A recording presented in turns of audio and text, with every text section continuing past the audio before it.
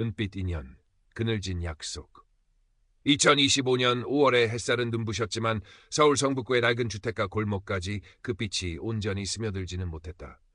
담쟁이 덩굴이 벽을 반쯤 가린 2층 양옥집, 박순자 여사의 집은 유난히 고요했다. 3년 전 40년을 그림자처럼 함께했던 남편을 떠나보낸 뒤 그 고요함은 그녀의 일상이 되었다. 평생을 초등학교 교단에서 아이들과 북적이며 살았던 그녀에게 은퇴와 사별 후 찾아온 적막은 낯설고 때로는 버거운 손님이었다. 어머니, 식사는 하셨어요? 일주일에 한두 번 워킹맘인 딸 지혜세가 퇴근길에 잠시 들르는 것이 그녀의 적막을 깨는 유일한 시간이었다. 오늘도 지혜는 피곤한 기색이 역력한 얼굴로 현관문을 열고 들어섰다. 오냐, 먹었지? 너는? 저녁은 먹고 다니는 거냐? 순자 씨는 반가운 마음에 부엌으로 향하며 물었다. 지혜는 거실 소파에 몸을 기대며 한숨을 내쉬었다. 아니요, 회사에서 대충 빵으로 때웠어요. 아휴, 힘들어. 순자 씨는 그런 딸의 모습이 안쓰러우면서도 한편으로는 자신 때문에 딸이 더 힘든 것은 아닌지 미안한 마음이 들었다. 딸에게 짐이 되고 싶지 않았다. 그래서 더 씩씩한 척, 괜찮은 척 했지만 밤이 되면 어김없이 빈 옆자리에 허전함과 깊은 외로움이 파도처럼 밀려왔다. 어머니, 이거 한번 해보실래요? 지혜가 불쑥 스마트폰을 내밀었다. 화면에는 은빛 인연이라는 다소 촌스럽지만 정겨운 이름의 앱 아이콘이 떠 있었다. 이게 뭐냐? 어르신들끼리 친구도 만들고 정보도 나누는 앱이래요. 취미활동 모임도 있고 좋은 글도 올라온다고 하더라고요. 심심하실 때 한번 들어가 보세요. 제가 가입이랑 프로필 만드는 건 다 해놨어요. 순자 씨는 탐탁지 않은 표정을 지었다. 기계 만지는 것은 영 서툴렀고 온라인에서 모르는 사람과 이야기를 나눈다는 것도 영 내키지 않았다. 평생을 얼굴 보고 목소리 들으며 관계를 맺어온 그녀에게 화면 속 세상은 너무나 멀고 차갑게 느껴졌다. 됐다. 난 그런 거 못한다. 괜히 복잡하기만 하지. 에이 어머니, 그냥 글 읽는 것만이라도 해보세요. 세상 돌아가는 것도 좀 아시고 어렵지 않아요. 제가 알려드릴게요. 지혜는 어머니의 완강한 거절에도 굴하지 않고 끈질기게 앱 사용법을 설명했다. 순자 씨는 딸의 성화에 못 이기는 척 마지못해 고개를 끄덕였다. 그날 밤 지혜가 돌아간 후 순자 씨는 호기심 반, 어색한 반으로 은빛 인연 앱을 열어보았다. 등산 모임 서예동호회 시낭송 게시판, 생각보다 다양한 이야기가 오가고 있었다. 그녀는 조심스럽게 다른 사람들의 글을 읽어 내려갔다. 며칠이 지났다. 순자 씨는 여전히 앱에 글을 쓰거나 댓글을 달지는 않았지만 잠들기 전 무료함을 달래기 위해 가끔 앱을 들여다보는 습관이 생겼다. 그러던 어느 날 저녁 화면 상단에 작은 알림 표시가 떴다. 다니엘 김이라는 낯선 이름으로부터 온 메시지였다. 안녕하세요, 박순자 선생님. 은빛 인연에서 선생님의 프로필을 보고 깊은 인상을 받아 용기 내어 메시지 드립니다. 순자 씨는 가슴이 살짝 두근거렸다. 프로필이라고 해봐야 지혜가 임의로 설정해둔 정년 퇴임한 교사, 독서와 산책을 좋아합니다라는 단출한 소개글이 전부였는데 무엇에 깊은 인상을 받았다는 것일까? 그녀는 조심스럽게 다니엘 김의 프로필을 눌러보았다. 사진 속 남자는 40대 후반 혹은 50대 초반으로 보였다. 하얀 의사 가운을 입고 있었고 배경으로는 열악해 보이는 해외 의료시설이 보였다. 선량해 보이는 눈매와 지적인 분위기. 소개 글에는 자신을 국경 없는 의사회 소속 의사이며 현재 아프리카 오지에서 의료 봉사 중인 한국계 미국인이라고 적혀 있었다. 아내와는 오래전 사별했고 고국에 대한 그리움을 안고 살아가고 있다는 내용도 있었다. 왠지 모를 신뢰감이 들었다. 험지에서 인류애를 실천하는 의사라니. 순자 씨는 잠시 망설이다 떨리는 손으로 답장을 입력했다. 안녕하세요. 메시지 주셔서 감사합니다. 하지만 제가 프로필에 특별한 것을 적어둔 것이 없는데. 답장은 금방 돌아왔다. 선생님의 단정한 글씨체, 프로필 소개 글이 손글씨 이미지였던 모양이다와 교사라는 직업에서 느껴지는 따뜻함과 지혜로움에 끌렸습니다. 혹시 괜찮으시다면 타국에서의 외로움을 달랠 말동무가 되어주시겠습니까? 순자 씨는 얼굴이 살짝 붉어졌다. 누군가에게, 그것도 이렇게 훌륭해 보이는 사람에게 이런 말을 들어본 것이 얼마만인지. 그녀는 그날 밤 다니엘 김과 꽤 오랜 시간 메시지를 주고받았다. 그는 예의 바르고 다정했으며 순자 씨의 이야기에 진심으로 귀 기울여주는 듯했다. 그는 자신의 봉사활동 이야기, 현지의 어려운 상황, 그리고 한국에 대한 그리움을 털어놓았다. 순자 씨는 그의 이야기에 깊이 공감하며 어느새 자신의 외로움마저 잊고 대화에 몰입했다. 그날 이후 다니엘 김은 순자 씨의 일상에 작은 파문을 일으켰다. 매일 아침이면 그의 안부 메시지가 도착했고 저녁이면 하루 동안 있었던 일을 나누는 전화. 그는 항상 인터넷이 불안정해서 영상통화는 어렵다며 음성통화만 했다가 걸려왔다. 그의 목소리는 메시지만큼이나 부드럽고 따뜻했다. 그는 순자 씨를 선생님 대신 순자 씨 혹은 나의 소중한 친구라고 부르기 시작했다. 순자 씨는 점점 더 그에게 빠져들었다. 그의 이야기는 언제나 흥미진진했고 그녀를 향한 그의 관심은 진심처럼 느껴졌다. 그는 순자 씨가 좋아하는 시를 외워 읊어주었고 그녀가 교직 시절 겪던 보람과 어려움을 마치 자신의 일처럼 공감해 주었다. 순자 씨는 잊고 있던 설렘이라는 감정을 다시 느끼기 시작했다. 칙칙했던 일상에 색깔이 입혀지는 듯했다. 외출할 때는 조금 더 옷차림에 신경을 썼고 거울을 보는 횟수도 늘었다. 딸 지혜는 어머니의 변화를 금방 알아차렸다. 어머니, 요즘 얼굴이 좋아지셨네요. 무슨 좋은 일 있으세요? 아니다, 뭐 그냥 운동도 좀 하고 그래서 그런가 보다. 순자 씨는 얼버무렸다. 아직은 다니엘의 존재를 딸에게 말하고 싶지 않았다. 괜한 걱정을 끼치고 싶지도 않았고 무엇보다 이 설렘을 온전히 자신만의 것으로 간직하고 싶었다. 2달쯤 지났을까. 다니엘은 이제 순자 씨에게 사랑한다는 말을 서슴지 않았다. 순자 씨, 나는 당신을 만나기 위해 그동안 외롭게 살아왔나 봅니다. 한국에 돌아가면 당신과 함께 조용한 곳에서 여생을 보내고 싶어요. 당신만 허락한다면. 순자 씨는 꿈을 꾸는 것 같았다. 이런 행복이 자신에게 다시 찾아오리라고는 상상도 못했다. 그녀 역시 그에게 사랑을 고백했다. 2 사람은 매일같이 미래를 약속했고 순자 씨는 그의 귀국 날짜만을 손꼽아 기다렸다. 그러던 어느 날 다니엘에게서 다급한 목소리에 전화가 걸려왔다. 순자 씨, 큰일 났어요. 이곳에 전염병이 돌기 시작했는데 긴급하게 의약품이 필요해요. 본부에 지원을 요청했지만 절차가 복잡해서 시간이 걸린다고 합니다.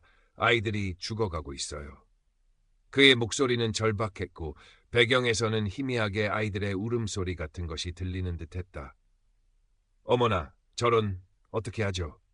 순자 씨, 정말 미안하지만 부탁 하나만 들어줄 수 있을까요? 혹시 500만 원 정도만 빌려줄 수 있을까요? 의약품을 긴급하게 구해야 해요. 본부에서 지원금이 나오는 대로 바로 갚겠습니다. 제발, 아이들을 살려야 해요. 500만 원. 순자 씨에게는 적지 않은 돈이었다. 그녀는 망설였다. 하지만 전화기 너머에서 들려오는 그의 절박한 목소리와 죽어가는 아이들의 모습이 겹쳐지자 마음이 약해졌다.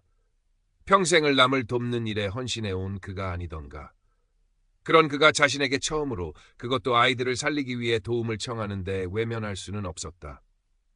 알겠어요. 보내드릴게요. 계좌번호 알려주세요. 순자 씨는 남편이 남긴 유산이자 자신의 노후 자금인 퇴직금 통장에서 500만 원을 꺼내 그가 알려준 계좌로 송금했다. 송금 버튼을 누르는 손이 살짝 떨렸지만 좋은 일에 쓰는 것이라 애써 스스로를 위로했다. 다니엘은 몇 번이고 고맙다고 말했다. 그의 목소리에는 안도감과 함께 깊은 감동이 묻어나는 듯했다. 순자 씨는 자신이 누군가에게 큰 도움을 주었다는 사실에 뿌듯함을 느꼈다. 하지만 그것은 시작에 불과했다. 며칠 후 다니엘은 의약품 통관 과정에서 문제가 생겼다며 추가로 300만 원을 요구했다. 그 다음에는 갑자기 몸이 아파 병원비가 필요하다며 200만 원을, 그리고 마침내 한국으로 돌아올 비행기 표를 구해야 하는데 돈이 부족하다며 700만 원을 요구했다. 그의 요구는 점점 더 대담해졌고 핑계는 점점 더 다양해졌다. 순자 씨는 매번 망설였지만 결국 그의 간곡한 부탁과 달콤한 약속에 넘어가 돈을 보내주었다. 이것만 해결되면 당신에게 갈 수 있다는 그의 말은 거부할 수 없는 마력이 있었다. 그녀의 통장 잔고는 바닥을 드러내기 시작했다. 불안감이 엄습했지만 순자 씨는 애써 외면했다. 이미 너무 많은 돈을 보냈기에 이제 와서 멈출 수는 없었다. 그가 한국에 오기만 하면 모든 것이 해결될 것이라고, 잃어버린 돈보다 더 큰 행복이 찾아올 것이라고 스스로를 세뇌했다. 그녀의 변화는 딸 지혜의 눈을 피할 수 없었다. 어머니는 눈에 띄게 수척해졌고 어딘가 불안해 보였다. 가끔 돈 이야기를 꺼내기도 했다. 어머니, 요즘 무슨 일 있으세요? 혹시 어디 돈 들어갈 때라도 있으세요? 아니다. 아무 일 없어. 근데 왜 자꾸 돈 이야기를 하세요? 혹시 어디 아프세요? 병원 가셔야 하면 말씀하세요. 아니라니까. 너는 왜 자꾸 엄마를 캐묻는 거냐? 순자 씨는 자신도 모르게 날카로운 반응을 보였다. 지혜는 그런 어머니의 모습이 낯설고 불안했다. 직감적으로 뭔가 잘못되었다는 것을 느꼈다. 그날 밤 지혜는 잠든 어머니의 스마트폰을 몰래 열어보았다. 그리고 다니엘 김이라는 남자와 나눈 수많은 메시지와 통화 기록, 그리고 여러 차례에 걸친 거액의 송금 내역을 발견했다. 지혜는 심장이 내려앉는 것 같았다. 국경 없는 의사회 의사, 아프리카 봉사, 긴급 의약품, 인터넷에서 흔히 보던 로맨스 스캠 수법과 너무나도 똑같았다. 그녀는 떨리는 손으로 다니엘 김의 프로필 사진을 검색했다. 아니나 다를까, 그 사진은 몇 년 전 인터넷 뉴스에 실렸던 스웨덴의 한 모델 사진이었다. 다음 날 아침 지혜는 어머니에게 모든 것을 털어놓았다. 어머니, 이 사람 사기꾼이에요. 제발 정신 차리세요. 하지만 순자 씨의 반응은 완강했다. 네가 뭘 안다고 함부로 말하느냐. 그는 그런 사람이 아니야. 이건 다 오해야. 그가 곧 한국에 오면 모든 게 밝혀질 거야. 어머니, 사진도 가짜고 하는 말도 다 거짓말이에요. 제발. 모녀 사이에는 높은 벽이 세워졌다. 순자 씨는 딸이 자신을 이해하지 못한다고 생각했고, 지혜는 어머니가 사기꾼에게 속아 모든 것을 잃게 될까봐 두려웠다. 지혜는 혼자 힘으로는 어머니를 설득할 수 없다고 판단했다. 그녀는 망설임 끝에 경찰서를 찾아갔다. 사이버 수사팀의 김민준 형사가 그녀를 맞았다. 지혜는 그동안의 상황을 모두 털어놓으며 눈물을 흘렸다. 김 형사는 안타까운 표정으로 그녀의 이야기를 들었다. 전형적인 로맨스 스캠 수법입니다. 어머님께서 심리적으로 많이 의존하고 계신 상태라 설득하기가 쉽지 않을 겁니다. 어떻게 해야 하죠, 형사님? 어머니가 마지막 남은 집까지 담보로 잡힐까봐 걱정돼요. 일단 어머님을 모시고 다시 한번 와주시겠습니까? 저희가 직접 증거를 보여드리며 설명해드리는 것이 효과적일 수 있습니다. 그리고 절대 추가 송금을 하지 못하도록 막아야 합니다. 며칠 후 다니엘은 순자 씨에게 마지막으로 큰 돈을 요구했다. 한국에 병원을 세우려는데 투자금이 조금 부족하다는 것이었다. 그는 집을 담보로 대출을 받으면 병원 수익금으로 몇 배로 갚아주겠다고 속삭였다. 순자 씨는 이미 이성을 잃은 상태였다. 그녀는 그의 말을 철석같이 믿고 다음 날 아침 등기부등본을 챙겨 은행으로 향했다. 서울 성북구의 한 은행. 순자 씨는 대출 상담 창구 앞에서 초조하게 순서를 기다렸다. 그녀의 손은 미세하게 떨리고 있었다. 마침내 그녀의 차례가 되었다. 어떻게 오셨습니까, 고객님? 젊은 은행원은 상냥하게 물었다. 저 집을 담보로 대출을 좀 받으려고 하는데요. 순자 씨는 떨리는 목소리로 말했다. 은행원은 서류를 검토하며 몇 가지 질문을 했다. 대출금의 용도를 묻는 질문에 순자 씨는 당황하며 아들이 사업 자금이 좀 필요해서 라고 둘러댔다. 하지만 그녀의 불안한 눈빛과 앞뒤가 맞지 않는 설명에 은행원은 순간적으로 이상한 낌새를 눈치챘다.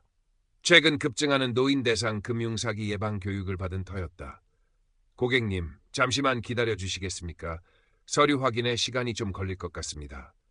은행원은 미소를 지으며 말했지만 눈빛은 예리했다.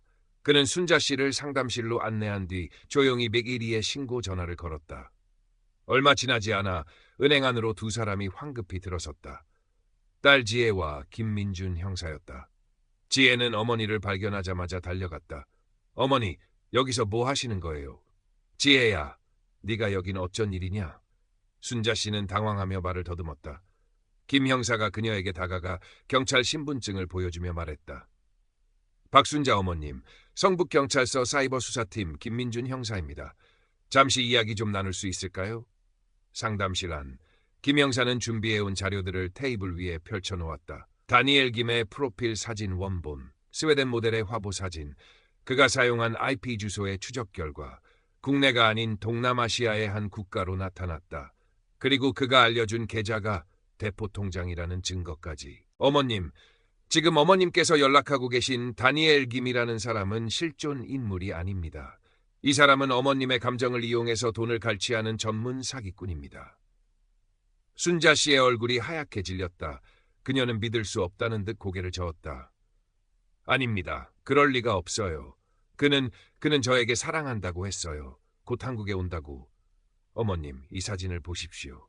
어머님께 병원 사진이라며 보내온 사진입니다. 저희가 검색해보니 몇 년 전 폐업한 지방의 한 병원 사진입니다. 그리고 이것은 김 형사는 냉정하지만 차분하게 증거들을 하나씩 설명했다. 순자 씨의 눈동자가 심하게 흔들렸다. 그동안 애써 외면하려 했던 의심과 불안감이 한꺼번에 밀려왔다. 다정했던 그의 목소리, 달콤했던 약속들, 그 모든 것이 거짓이었다는 말인가? 아니야. 순자 씨는 아이처럼 울먹이며 현실을 부정했다. 지혜는 그런 어머니를 부둥켜 안고 함께 울었다. 어머님, 마지막으로 그 사람에게 전화를 한번 걸어보시겠습니까? 김 형사의 말에 순자 씨는 떨리는 손으로 스마트폰을 들었다. 화면에 나의 다니엘이라고 저장된 번호를 눌렀다. 신호음이 몇 번 가다가 낯선 여성의 목소리가 흘러나왔다. 지금 거신 번호는 없는 번호이오니. 뚜뚜뚜. 무정한 신호음과 함께 순자 씨의 마지막 희망도 끊어졌다. 그녀는 그 자리에 주저앉아 통곡했다. 수십 년간 쌓아온 자존심과 신뢰, 그리고 남은 노후 자금까지. 모든 것이 한순간에 무너져 내렸다. 그날 이후 순자 씨는 며칠 동안 식음을 전폐하고 방 안에 틀어박혀 지냈다. 깊은 충격과 배신감, 그리고 어리석었던 자신에 대한 자책감에 밤잠을 설쳤다. 세상 모든 것이 잿빛으로 보였고 살아갈 의욕마저 잃어버린 듯했다. 지혜는 그런 어머니의 곁을 묵묵히 지켰다. 회사를 잠시 휴직하고 어머니의 식사를 챙기고 말없이 손을 잡아주었다. 처음에는 어머니를 다그쳤던 자신을 후회하며 따뜻한 위로와 지지를 보내려 애썼다. 엄마 잘못이 아니에요. 그놈들이 나쁜 놈들이에요. 누구라도 당할 수 있었어요. 그러니까 너무 자책하지 마세요. 김 형사도 종종 연락을 해왔다. 어머님 힘내셔야 합니다. 저희가 최선을 다해 사기꾼들을 추적하고 있습니다. 쉽지는 않겠지만 포기하지 않겠습니다. 그리고 어머님처럼 다른 피해자가 생기지 않도록 어머님의 경험이 큰 도움이 될 수 있습니다. 김 형사의 말은 순자 씨의 마음에 작은 파문을 일으켰다. 다른 피해자, 자신과 같은 아픔을 겪을지도 모르는 다른 사람들. 시간이 조금씩 흘렀다. 순자 씨는 지혜의 도움을 받아 조금씩 기운을 차리기 시작했다. 여전히 상처는 깊었지만 언제까지나 절망 속에만 머물러 있을 수는 없었다.